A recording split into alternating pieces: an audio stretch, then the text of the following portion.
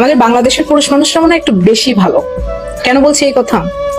এক জরিপে দেখা গেছে বাংলাদেশের প্রায় 70% নারীরা ঘরে বসে খাবার খেতে পারে, কিন্তু দেশের বাইরে যান, যার যার খাবার তাকে তাকে সংগ্রহ করতে হবে। বাংলাদেশের পুরুষ মানুষ একটু বেশি ভালো, এই কথার আরো অনেক যুক্তি আছে। বাংলাদেশের পুরুষ মানুষরা ধাক্কায় ধাক্কায় বলে না, যাও তুমিও ইনকাম করো আর নিয়ে আসো, আর দুজন মিলে আরো বেটার থাকে।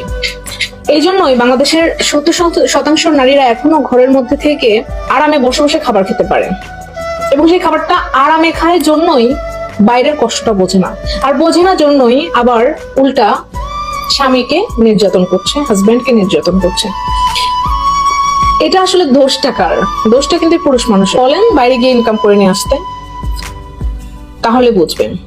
অফিসের কাজ আর বাসার কাজের মধ্যে কিছু পার্থক্য আছে। কি কি পার্থক্য? আমি জানি মেয়েরা অনেক অপছন্দ করবেন, হয়তো গালাগালি করবেন, আচ্ছা আমার কিচ্ছু যায় আসে না, যেটা সত্যি সেটা সবারই জানতে হবে। বাসার কাজ আপনি চাইলে 1 ঘন্টা পরে ঘর মুছতে পারবেন, আপনি চাইলে 1 ঘন্টা পরে থালাবাটি ধুতে পারবেন, আপনার ইচ্ছা হলে আপনি রাতে রান্না করতে পারবেন, কিন্তু অফিসের কাজ কিন্তু টাইমে শেষ করতে হয়। সো বাসার কাজের পরিশ্রম, আপনি অনেকেই বলবে যে বাসার কাজের তো অনেক পরিশ্রম। হ্যাঁ, বাসার প্রত্যেকটা কাজেরই পরিশ্রম আছে, কিন্তু সেই কাজের পরিশ্রম সবচেয়ে বেশি যেটার জবাবদিহিতা রয়েছে। আপনি বাসায় 2 দিন না রান্না করলেও আপনি খাবার অর্ডার দিয়ে খেতে পারছেন, কিন্তু অফিসের কাজ টাইমলি না করলে আর চাকরি থাকবে না। সো বাংলাদেশের ছেলেরা সত্যি আসলেই অনেক ভালো, বিধায় একজনের ইনকামে তারা বাসা ভাড়া করছে, সেই ইনকামে পুরো ফ্যামিলির বাচ্চা কাচ্চা লেখাপড়া থেকে শুরু করে খাবার দাবার এভরিথিং করছে। বাংলাদেশের ছেলেরা একটু বেশি ভালো জন্যই আবার সংসারের সুখের জন্য তারা চুপ থাকছে, আর যার ফলশ্রুতিতে গতকালকে ওই যে দুবাইতে না নিয়ে যাওয়ার কারণে ঘুষি দিয়ে মেরে ফেলছে। তো মানুষ একটু বেশি পেয়ে গেলে না, বেশি একদম আহ্লাদি হয়ে যায়। আর আরেকটা বিষয় হচ্ছে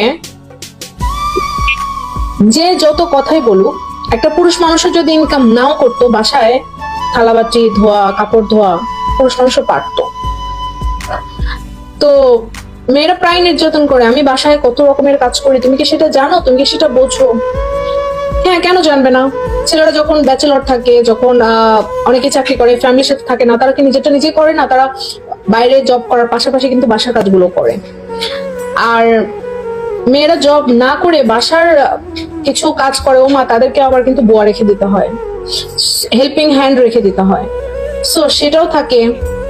হাজবেন্ড বাইরে থেকে ইনকাম করেও নিয়ে এসে দিচ্ছে, এত সুবিধা, এত আরামের মধ্যে থেকে আবার হাজবেন্ডকে কিন্তু ওটা মারে। অনেক শিক্ষিত এবং অর্থ সম্পদশালী অনেক হাজবেন্ড আছে, ওয়াইফের হাতে কিন্তু মায়ের খাচ্ছে। সে খবর কয়জন রাখে? কিন্তু পুরুষ মানুষ তো বলতে পারে না, তার কারণ হচ্ছে সম্মানের ব্যাপার। আর তারা সর্বদা সংসারে সুখ চায়, সারাদিন পরিশ্রম করে আসার পর না অ্যাকচুয়ালি বাসার ঝামেলা ভালো লাগে না। এই জন্য বাসার কেউ কিছু বললে সেটা তারা খুব কুইকলি মেনে নেয় এবং তর্কে যায় না। আর আজ পর্যন্ত কোনো পুরুষ কোনো নারীর সাথে তর্কে জিতেছে এটা কেউ এটা হয়নি, এখনো পর্যন্ত হয়নি। সো একইভাবে তারা যেমন গলাবাজি করে, আবার উল্টা যে মানুষটা বাহির থেকে এতগুলো সুবিধা বয়ে নিয়ে আসছে তাকে ঘুষি দিয়ে মেরে ফেলছে। আপনারা এখন বিচার করেন সমাজটা কোন দিকে যাচ্ছে। কথা বললে তো এক পক্ষ খুশি হয় না, আসলে আমার কথা শুনে তো মেয়েরা খুশি হবে না, এটা খুব স্বাভাবিক, কিন্তু এটা কি সত্যি নয়? আমি কি কোনোটা ভুল বলেছি? একটা মেয়ে যদি বিবেক জ্ঞান বুদ্ধি সম্পন্ন হয়, যে মেয়েটা জব করে সেই মেয়েটার ব্যাপারটা তো আলাদা। আমি বললাম তো 30% মেয়েরা জব করে, সো তাদের বিষয়টা আলাদা। কিন্তু যে 70% নারীরা এখনো বসে খায় বা এখনো ঘরের মধ্যে, ওই ঘরের কাজের অজুহাত দিয়ে তো আসলে লাভ নাই, কারণ আপনি তো কিছু বাইরে তো কিছু করছেন না, আপনাকে তো ঘরে করতে হবে, তাকে আপনার হাজবেন্ডকে তো সাহায্য করতে হবে, আবার সেটাকে আপনি সাহায্য করে বারবার খোটা দিচ্ছেন। সো ওই সাহায্য করার চেয়ে না করাই ভালো।